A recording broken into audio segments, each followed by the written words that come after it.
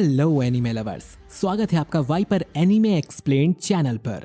और आज हम शुरू करने जा रहे हैं अटैक ऑन टाइटन सीजन 3 के पार्ट 1 को, जिसकी हमें भारी भरकम रिक्वेस्ट आई है। सीजन 3 में हम अपराइजिंग आर्क को देखेंगे और आज मैं अटैक ऑन टाइटन सीजन 3 के एपिसोड 1 को एक्सप्लेन करूंगा, जिसका नाम है स्मोक सिग्नल।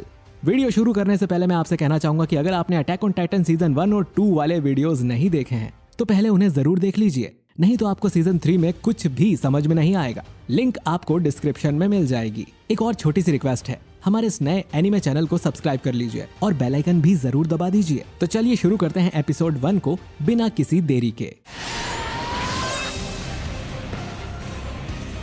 एपिसोड की शुरुआत में हमें भविष्य की एक झलक दिखलाई जाती है, जिसमें हम एरन को देखते हैं, जिसके बाल काफी लंबे थे।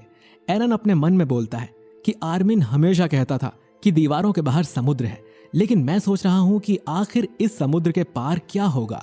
इसके बाद हम वापस प्रेजेंट में आ जाते हैं और कहानी वहीं से शुरू हो जाती है जहां सीजन 2 खत्म हुआ था। और इसकी शुरुआत होती है वॉल रोज के बाहर एक छोटे से गांव से, जहां पर कैप्टन लिवाई की नई स्क्वाड छुपी हुई है, जिसमें है Eren, Armin, Mikasa, Connie, Sasha, Jean और हिस्टोरिया। और इन सब का काम था एरन और हिस्टोरिया को प्रोटेक्ट करना। लेकिन अभी के लिए ये सब यहाँ की साफ सफाई कर रहे थे, क्योंकि लिवाई को गंदगी बिल्कुल भी पसंद नहीं है। एरन और जीन किसी बात को लेकर बहस करने लगते हैं। वहीं मिकासा लकड़ी काट कर लाती है। आर्मिन कहता है उसे आराम करना चाहिए, कुछ दिनों पहले ही उसे एक टाइटन ने पकड़ लिया था। लेकिन मिकासा कहती है कि उसे किसी तरह तो अपने आप को फिट रखना होगा। लिवाई यहाँ आता है और देखता है कि टेबल के नीचे अभी भी धूल जमी हुई थी और वो अपनी टीम से काफी डिसअपॉइंट होता है, क्योंकि उन्होंने अच्छे से साफ सफाई नहीं की। खैर, इसके बाद लिवाई एरन को हांजी के पास लेकर जाता है। इसके बाद हांजी जंगल में एरन की टाइटन एबिलिटीज पर एक्सपेरिमेंट्स करती है, जिससे एरन जल्द ही हार्डनिंग पावर का यूज करना सीख जाए और फिर ये वॉल रोज का होल बंद करके शिगांशिना को वापस ले लेंगे और फिर एरन के घर के बेसमेंट में जाकर उसका सीक्रेट भी जान सकेंगे। लेकिन अभी एरन को हार्डनिंग सीखने में काफी समय लगने वाला था। साथ ही बार बार टाइटन बनने के कारण उसकी हालत भी बिगड़ रही थी और उसका टाइटन भी काफी कमजोर दिखने लगा था। एक बार तो एरन टाइटन की बॉडी से निकल ही नहीं पाता और मिकासा उसे काट कर बाहर निकालती है। एरन के कुछ बॉडी पार्ट्स गायब हो गए थे। एरन की ये हालत देख मिकासा गुस्सा हो जाती है और हांजी उससे माफी मांगती है और कहती है कि आज उसने कुछ ज्यादा ही कर दिया। हांजी सभी से कहती है कि एक्सपेरिमेंट पूरा हुआ, सभी लोग वापस चलें और उनके यहाँ होने के सारे सबूत मिटा दें। जबकि 2 लोग एरन की टाइटन बॉडी से निकलने वाले स्मोक को दूर से देख रहे थे। उसी शाम को लिवाई ट्रोस्ट में आर्विन से मिलने जाता है और उसे एरन के एक्सपेरिमेंट की रिपोर्ट देते हुए कहता है कि हमें शिगांशिना वाला मिशन डीले करना होगा, क्योंकि एरन अभी हार्डनिंग को यूज नहीं कर पा रहा है और हमें पास्टर निक की बात पर फोकस करना चाहिए कि हिस्टोरिया वॉल्स के सीक्रेट की कड़ी कैसे है। आर्विन कहता है कि उसने थोड़ी छानबीन की है और हिस्टोरिया लॉर्ड राइस की बेटी है और उसे वॉल्स के सीक्रेट के बारे में जरूर कुछ पता होगा। इधर एरन एक पूरा दिन सोकर उठता है और उसकी बॉडी अब पूरी तरह हील हो गई थी। एरन अपने साथियों के काम में हाथ बटाने किचन में जाता है, जहां कॉनी बोलता है कि वो बीस्ट टाइटन से अपना बदला लेना चाहता है, क्योंकि उसने कॉनी की मदर को टाइटन बना दिया है। इसके बाद मिकासा और कॉनी बाहर निगरानी करने चले जाते हैं। एरन और हिस्टोरिया आपस में बात करते हैं और हिस्टोरिया कहती है कि अच्छा है कि तुम लोगों के पास अपने गोल्स हैं। ईमिर के जाने के बाद तो वो जानती ही नहीं कि उसे क्या करना है। उसने ईमिर को बचाने का सोचा था, लेकिन ईमिर अपनी मर्जी से राइनर और बेर्थोल्ट के साथ गई है। एरन ये देख खुश होता है कि हिस्टोरिया ने फिर से बोलना शुरू कर दिया है। हिस्टोरिया कहती है कि अब वो पहले वाली मासूम क्रिस्टा नहीं रही। एरन कहता है कि अच्छा है, मुझे वैसे भी वो वाली क्रिस्टा पसंद नहीं थी, अब तुम बस एक नॉर्मल लड़की हो। और अचानक ही एरन को ईमिर के बारे में कुछ याद आता है। खैर, हांजी पास्टर निक से मिलने जाती है और उसे पता चलता है कि उसका किसी ने मर्डर कर दिया है। मिलिट्री पुलिस का कहना था कि ये काम किसी चोर ने किया होगा, लेकिन हांजी को पता चल जाता है कि निक को टॉर्चर करके मारा गया है, क्योंकि उसकी उंगलियों से सारे नाखून गायब थे।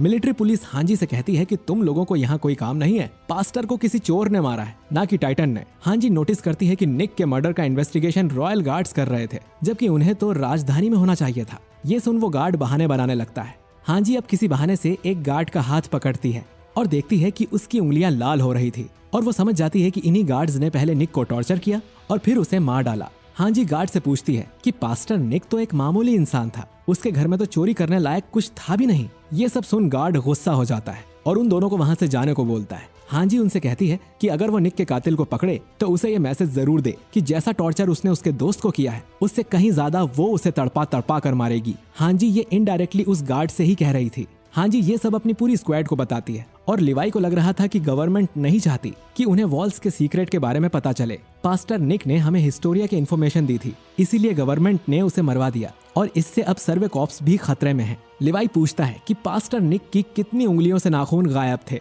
हांजी बताती है कि सभी उंगलियों से। इस पर लिवाई कहता है कि अगर निक को अपना मुंह खोलना होता तो वो पहला नाखून निकालने पर ही खोल देता। इसका मतलब है कि निक ने मरने तक अपना मुंह बंद रखा और गवर्नमेंट नहीं जानती कि सर्वे स्क्वाड के पास कौन सी जानकारी है, लेकिन वो उन्हें टारगेट जरूर करेगी।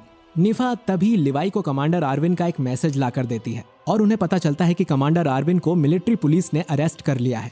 लिवाई सभी को ऑर्डर देता है कि वो यह जगह तुरंत छोड़ दे, जैसे वो यहाँ कभी थे ही नहीं। और इसके कुछ देर बाद ही मिलिट्री पुलिस उस जगह पर रेड मारती है, लेकिन लिवाई और हांजी स्क्वाड पहले ही वहां से भाग चुकी थी। लिवाई कहता है कि गवर्नमेंट ने सभी स्काउट एक्टिविटीज पर रोक लगा दी है और उनका ऑर्डर है कि वो एरन और हिस्टोरिया को गवर्नमेंट के हवाले कर दे। हमें पता करना होगा कि उन्हें ये दोनों क्यों चाहिए और इसके पीछे कौन है, और इसके लिए उन्हें ट्रोस्ट जिले में जाना होगा। वहाँ भीड़ में छुपना ज्यादा आसान होगा और अगर कुछ गलत होता है तो वो सिटी में अपने ओडियम गियर का यूज और भी बेहतर ढंग से कर पाएंगे। हांजी मॉबलिट के साथ आर्विन के बारे में पता लगाने जाती है और अपनी स्क्वाड के बाकी लोगों को लिवाई के साथ छोड़ जाती है। हांजी के जाने से पहले एरन उसे एक लेटर देता है। इसमें एरन ने वो सभी बातें लिखी थी जो कि ईमिर और बेर्थोल्ट कर रहे थे जब उन्होंने एरन को किडनैप किया था। इसके बाद लिवाई स्क्वाड ट्रोस्ट जिले में जाती है और एरन और हिस्टोरिया के प्रोटेक्शन के लिए जीन और आर्मिन एरन और हिस्टोरिया होने का नाटक कर रहे थे। वो देखते हैं कि राजा फ्रिट्स अपने खजाने से राशन लोगों में बंटवा रहा है ताकि इससे लोग राजा के कंट्रोल में रहें।